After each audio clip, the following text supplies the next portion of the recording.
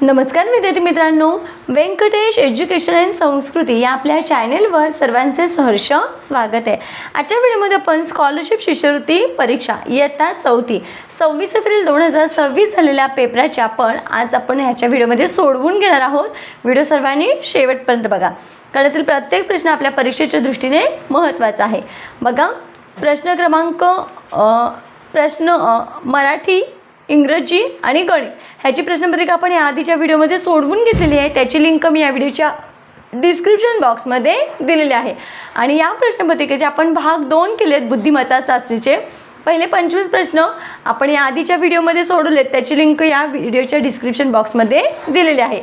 आजच्या व्हिडिओमध्ये आपण प्रश्न क्रमांक 51 ते प्रश्न क्रमांक 75 सोडवून घेणार आहोत।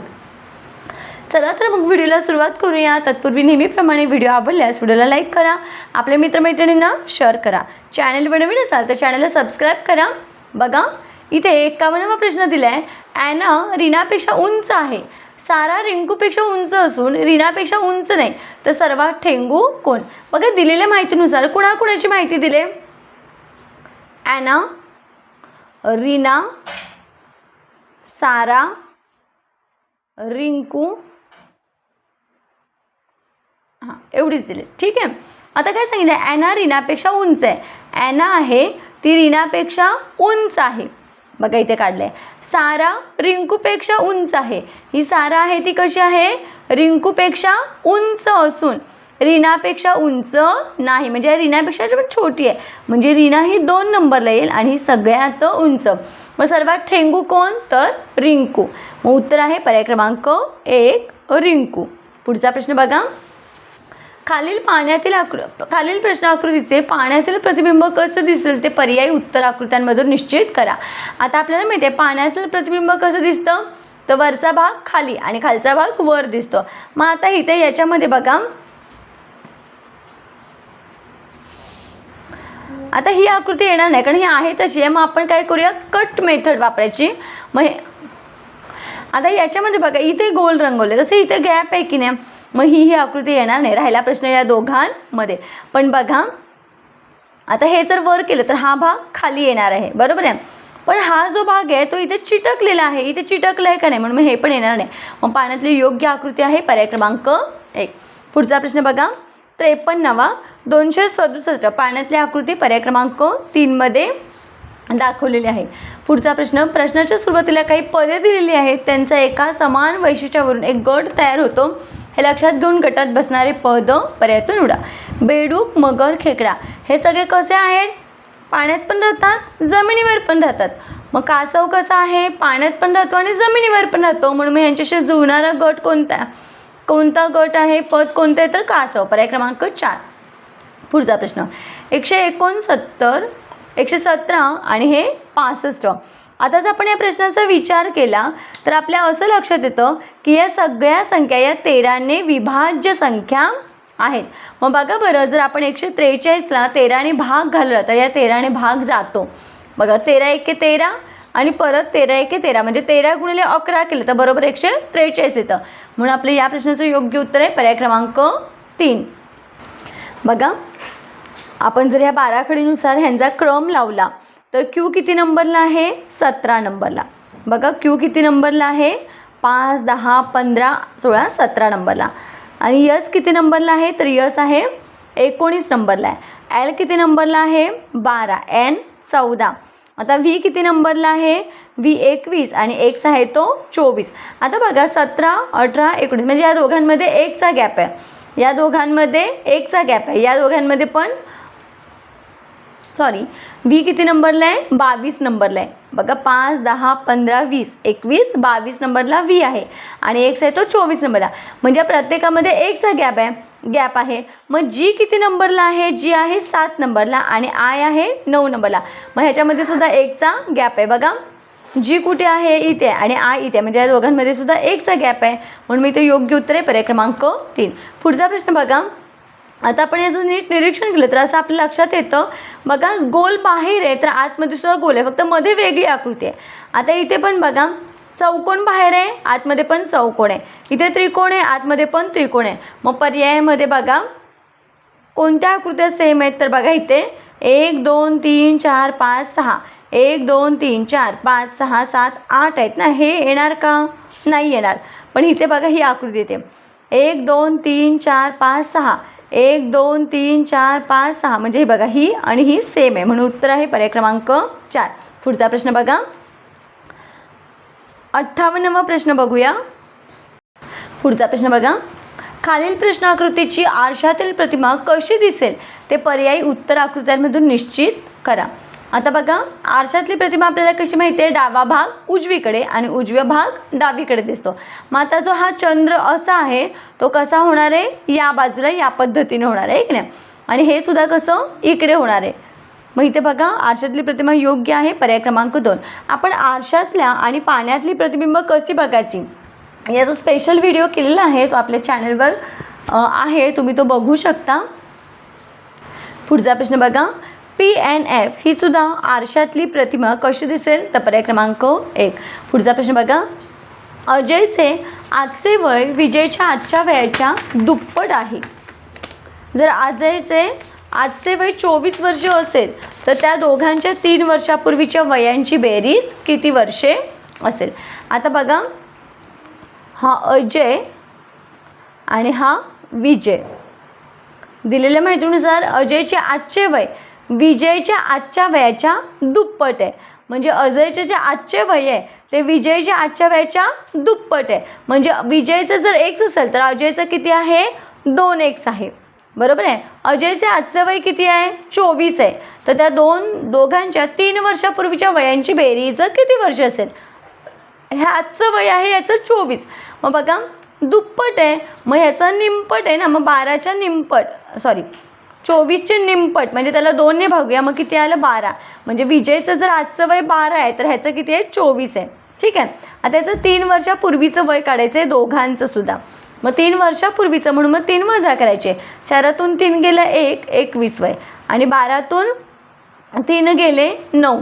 मग बघा याचा अजयचं 3 वर्षापूर्वीचं वय 21 वर्ष आणि विजयचं 3 वर्षापूर्वीचं वय 9 वर्ष. मग आता त्यांची बेरीज विचारले ना, मग 21 अधिक 9 बरोबर किती आलं? 30 वर्ष. मग बघा 30 पर्याय क्रमांक 2 मध्ये आहे, म्हणून आपल्या या प्रश्नाचं योग्य उत्तर पर्याय क्रमांक 2, 30 वर्ष. पुढचा प्रश्न बघा, खालील प्रश्नाकृतीशी तंतोतंत जुळणारी आकृती पर्यायातून निवडा. मग बघा बरं, सेम अशी आकृती पर्याय क्रमांक कुठे दिसते? 2 मध्ये दिसते. तुम्ही बघू शकता, गुणाकार गुणाकार हे आहे तसं नीट निरीक्षण केल्यावर लगेच लक्षात येतं. आता 62चं बघा, योग्य आकृती पर्याय क्रमांक 1 मध्ये आहे. इथे निरीक्षण क्षमता खूप महत्त्वाची आहे. बघा 63वा प्रश्न, शरयू शाळेतून बाहेर पडून सरळ उत्तरेकडे 100 मीटर चालत गेले. म्हणजे ही शरयूची काय आहे? ही शाळा आहे. ठीक आहे. सरळ बाहेर पडून, बघा ही शाळा आहे, शाळेतून सरळ ही बाहेर पडली आणि उत्तरेकडे काय केली? 100 मीटर चालत गेली. त्याच्यानंतर ती पुन्हा डावीकडे काटकोनात वळली आणि 200 मीटर सरळ चालत गेली. अशी ती किती गेले? 200 मीटर चालत गेली. पुन्हा उजवीकडे काटकोनात वळून 100 मीटर चालत गेले. परत ती काटकोनात वळली आणि 100 मीटर चालत गेले उजवीकडे, म्हणून मग इकडे वळले. ठीक आहे. आता विचारले तर ती घरात पोहोचले, म्हणजे तिचं घर इथे आहे. आता आपल्याला असं विचारले, घराच्या कोणत्या दिशेला तिची शाळा आहे? आता घर इथे आहे आणि शाळा इथे आहे. बघा इथे आपण डायरेक्शन काढूया. दिशा पूर्व, ही पश्चिम, खाली दक्षिण आणि वर उत्तर. आता बघा इकडे कोपऱ्यात असते आग्नेय, हे वायव्य, ही नैऋत्य आणि ही ईशान्य. मग वायव्यला घर आहे आणि घराच्या आग्नेयला काय आहे? तिची शाळा आहे. बघा हे असं आहे ना, असं झालं आहे की नाही. मग हे कोणतं? वायव्यला घर आणि आग्नेयला शाळा. मग शाळा कोणत्या दिशेला आहे विचारलं आहे की नाही.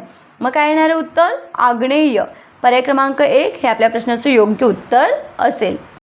पुढचा प्रश्न, पुढील प्रश्नात पदाच्या मालिकेत विशिष्ट क्रम आहे, तो क्रम ओळखून प्रश्नचिन्हाच्या जागी येणारे पद पर्यायातून निवडा. 150, 125, 102, 81, 62. आपण जर याच्यामधला फरक काढला तर याच्यामध्ये कितीचा फरक येतो आहे? 25चा. 125 आणि 102 मध्ये जर आपण फरक काढला तर 23चा फरक येतो आहे. बघा 23मधून 2 गेले, 25मधून 2 गेले 23, म्हणजे कितीचा फरक आहे? वजा 23चा फरक आहे. आणि या दोघांमधला फरक जर आपण काढला तर 21चा फरक येतो. म्हणजे 102मधून 21 वजा केले 81 आले. आता 81 पासून 62 पर्यंतचा फरक किती आहे, तर 19 आहे. ठीक आहे. मग त्या फरकांचा फरक काढूया आपण. बघा 25 आणि 23मध्ये 2चा फरक आहे. 23 आणि 21मध्ये पण 2चा फरक आहे. 21 आणि 19मध्ये सुद्धा 2चा फरक आहे. मग आता 19मधून 2 वजा केले तर किती येतात, 17 येतात. मग आपण काय करूया, या 62मधून 17 वजा करूया. मग आपलं उत्तर येतं 45. मग बघा बरं, 45 पर्याय क्रमांक 4मध्ये आहे, म्हणून आपल्या या प्रश्नाचं योग्य उत्तर पर्याय क्रमांक 4 45. पुढचा प्रश्न बघूया. आता इथे बघा, प्रत्येक वेळेस काय केलं आहे, एक भाग कमी केला आहे की नाही. बघा इथे जी ही रेष होती ती कशी केले, सॉरी ही जी रेष आहे ती इथे काय केले, कमी केले. आणि हा जो भरीव गोल इथे होता तो डाव्या बाजूला आला आहे. ठीक आहे. आता इथून तो इथे आला आहे आणि इथून तो इथे जाणार आणि इथून तो परत कुठे जाणार हा. मग मला वाटतं पर्याय क्रमांक 4 हे याचं उत्तर आहे. कारण बघा इथे एक रेष कट झाले आणि ह्या बिंदूंनी जागा बदलली आहे की नाही, म्हणजे इथे 2 बदल झाले याच्यामध्ये. बरोबर आहे. ही रेष कट झाली आणि या बिंदूची जागा इथे आली. 2 हा बदलला आहे का, नाही बदलला आहे. आता इथे बघा हा बिंदू इथे होता तो इथे आला, म्हणजे इथून तो इथे आला, एक जागा बदलली. आणि हा जो गोल आहे तो कुठे गेला, इकडे होता तो आता इकडे आला या बाजूला. म्हणजे असे 2 बदल, प्रत्येक आकृतीमध्ये 2 बदल होत आहेत. मग आता बघा ही रेष कट झाली आणि हा बिंदू इथे गेला, पण हा गोल बदलला आहे का नाही, म्हणजे रेष कट होऊन बिंदूची जागा बदलली इथे. बरोबर आहे.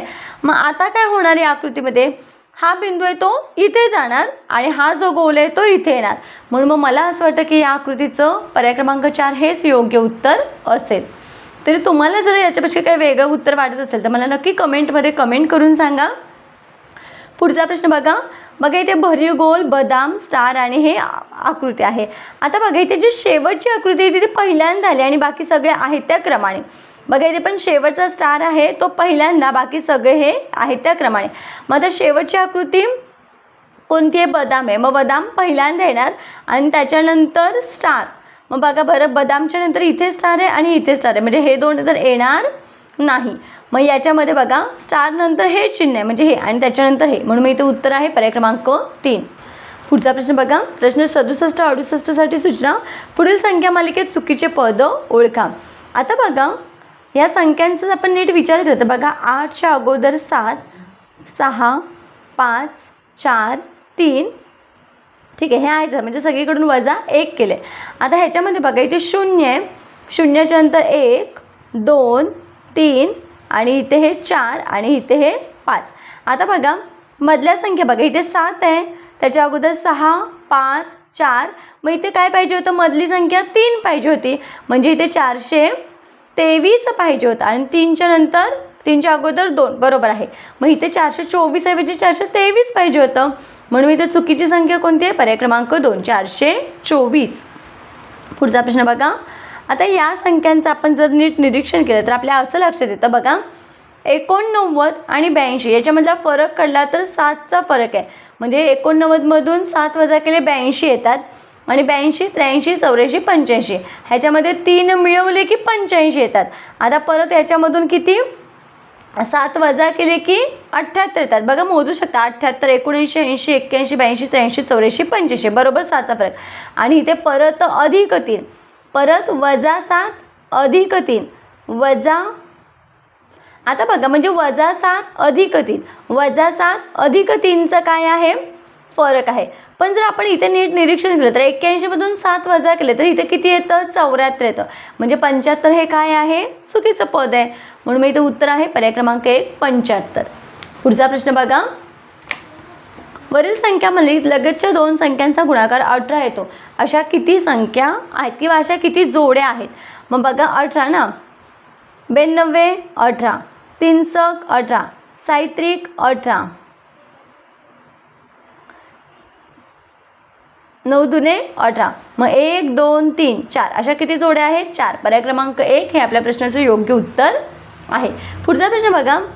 दिलेले इंग्रजी अक्षरमालेत डावीकडून पहिलं. आता बघा ही अक्षरमाला आहे, इथे दिलेली आहे अक्षरमाला, त्याच्यानुसार मी लिहिते. डावीकडून म्हणजे इकडून, डावीकडून पहिलं अक्षर आहे ए आणि 7वं अक्षर आहे जी. तसेच उजवीकडून 6वं अक्षर आहे टी आणि 11वे अक्षर आहे ओ. मग याच्यापासून एका प्राण्याचे नाव तयार होते, तर त्या शब्दातील शेवटून तिसरे अक्षर कोणते? मग बघा एका प्राण्याचं नाव कोणतं तयार होतं? GOAT, गोट. गोट म्हणजे शेळी. मग शेवटून तिसरं, पहिलं दुसरं तिसरं, शेवटून तिसरं काय आहे? ओ. उत्तर आहे पर्याय क्रमांक 2. हे आपल्या प्रश्नाचं योग्य उत्तर आहे. पुढचा प्रश्न बघा, सोबतच्या आकृतीत त्रिकोणांची संख्या किती आहे? आता बघा याचं उत्तर आहे, बघा त्रिकोणांची संख्या विचारली. मग हा 1 2 3 4 आणि हे 5. आता बघा 5 झाले, हे 6, बघा हे छोटे छोटे हे झाले 5 आणि बघा हा 1, परत हा 2 आणि परत हा 3 आणि बघा हा 4 आणि हा असा 5, असं एकूण परत हे 5. म्हणजे 5 आणि 5 10 त्रिकोण तयार होतात. पर्याय क्रमांक 3 हे आपले योग्य उत्तर आहे. पुढचा प्रश्न, 28 मुलांच्या रांगेत शेवटून 10व्या क्रमांकावर उभा असलेल्या मानसचा त्याच रांगेत सुरुवातीपासून कितवा क्रमांक असेल? बघा एकूण 28 मुलांची रांग आहे, शेवटून 10व्या क्रमांकावर उभा असणाऱ्या मानसचा हा आहे शेवटून 10वा मानस. त्याचा सुरुवातीपासून कितवा क्रमांक हे आपल्याला काढायचं आहे. मग काय करूया, 28 मधून आपण काय करूया, 10 वजा करूया. 8तून 0 गेले 8, 2तून 1 गेला 1, किती राहिले हे 18. पण बघा त्याच्या पुढे किती जण आहेत? 18 जण आहेत आणि हा कितवा पुढून? 19वा. म्हणून मग याचा क्रमांक कितवा आहे तर 19वा. म्हणून आपल्या या प्रश्नाचं योग्य उत्तर आहे पर्याय क्रमांक 4. पुढचा प्रश्न बघा, एका रस्त्याच्या कडेने प्रत्येकी 4 मीटर अंतरावर एक खांब याप्रमाणे 25 खांब उभे केले, तर रांगेतील मधल्या खांबापासून 22वा खांब किती मीटर अंतरावर असेल? आता बघा 4 मीटरवर एक खांब याप्रमाणे 25 खांब आहेत. बघा आता इथेच मी काढते, किती खांब आहेत? 25 खांब आहेत. आणि आता मधला खांब, मग 25ची मधली संख्या करण्यासाठी आपण याला काय करतो? 2ने भागतो. मग बघा या 25ला आपण 2ने भागूया, आपल्याला मिळते 12 दूने 24, एक राहिला. मग बघा पुढे 12 आणि मागे 12, 12 आणि 12 24 आणि हा एक मधला 23, म्हणजे मधल्या खांबाचा क्रमांक कितवा आहे? 13वा आहे. मग खांब क्रमांक 13 पासून खांब क्रमांक 22 पर्यंत आपल्याला काय करायचे? मोजायचे. मग आपण काय करूया, शेवटचा खांब आहे 22वा, मग 22 मधून याच्या अगोदरचा एक नंबर वजा करूया, 12 वजा करूया, किती राहिले? 10 राहिले. प्रत्येकामध्ये अंतर किती आहे? 4. मग 10, बघा 10 गुणिले हे 4, 10 चौक 40. मग किती आलं उत्तर? 40. उत्तर आहे पर्याय क्रमांक 4, 40 मीटर अंतरावर असेल. पुढचा प्रश्न बघा, खालील आकृतीत घणांची रचना एका विशिष्ट पद्धतीने केली आहे, त्यात किती घन आहेत ते ओळखा. आता बघा 1 2 3 4, 4 आणि 4 हे 8 खालचे झाले. आता बघा इथून फक्त एक कट करायचा, 1 2 3, मग हे 3 आणि 3 हे खाली परत 6. ठीक आहे. आता बघा हे बघा 1 2 आहेत, बेक बे बेदून 4 बेतिक 6 बेचोक 8, अजून हे 8 आणि आता वरचे बघा 1 आणि हा एक 2 झाले. ठीक आहे. मग 8 आणि 2 हे 10, 10 आणि 8 18, 19 20 21 22 23 24. मग याच्यामध्ये एकूण घन किती आहेत तर 24. पर्याय क्रमांक 4 हे आपले योग्य उत्तर आहे. पुढचा प्रश्न बघा, मे महिन्याच्या 15 तारखेस गुरुवार आला असेल तर त्या महिन्यात कोणता वार 5 वेळा येणार नाही? आता बघा मे महिना 31 दिवसांचा आहे. मग आपल्याला माहिती आहे 31 दिवसांचा महिना असेल तर 1 तारखेचा 2 तारखेचा आणि 3 तारखेचा वार काय येतो? 5 वेळा येतो. मग 15 तारखेला गुरुवार आहे, 15 मधून आपण 7 वजा करूया, किती आले? 8 आले. 8 मधून 7 वजा केले 1 आले. म्हणजे बघा 15 तारखेला गुरुवार आहे, तर 8 तारखेला पण कोणता वार आहे? गुरुवारच आहे. ठीक आहे. मग 1 तारखेला पण वार कोणता आहे? गुरुवारच आहे. मग 1 तारखेला गुरुवार, 2 तारखेला शुक्रवार आणि 3 तारखेला शनिवार. मग बघा गुरुवार शुक्रवार शनिवार, गुरुवार शुक्रवार शनिवार हे वार 5 वेळा येणार आणि मी येणार नाही विचारले तर रविवार हा 5 वेळा येणार नाही, तो 4 वेळा येणार. म्हणून आपल्या या प्रश्नाचं योग्य उत्तर आहे पर्याय क्रमांक 3 रविवार. बघा या पद्धतीने आपण आजच्या व्हिडिओमध्ये संपूर्ण स्कॉलरशिप शिष्यवृत्ती परीक्षेची जी बुद्धिमत्ता चाचणीची परीक्षा प्रश्नपत्रिका होती ती स्पष्टीकरण असे सोडवून घेतलेले आहे. आशा करते आपल्या सर्वांना हा व्हिडिओ आवडला असेल. व्हिडिओ आवडल्यास व्हिडिओला लाईक करा, आपल्या मित्रमैत्रिणींना शेअर करा. चॅनलवर नवीन असाल तर चॅनलला सबस्क्राईब करा. आजचा व्हिडिओ कसा वाटला ते कमेंटमध्ये नक्की सांगा. भेटूया पुढच्या व्हिडिओमध्ये. तोपर्यंत नमस्कार. थँक्यू.